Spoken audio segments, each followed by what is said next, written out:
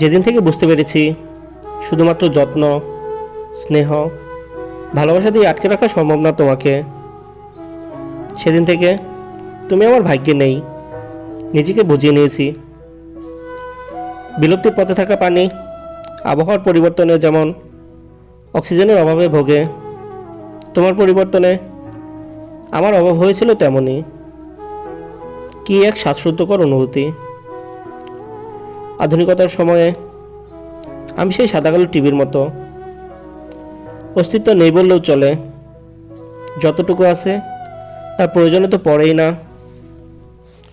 বরং রেখে দেওয়াটা সেই জায়গার অপচয়।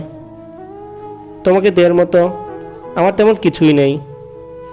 যা আছে তা তোমাকে পাওয়ার জন্য যথেষ্ট নয়।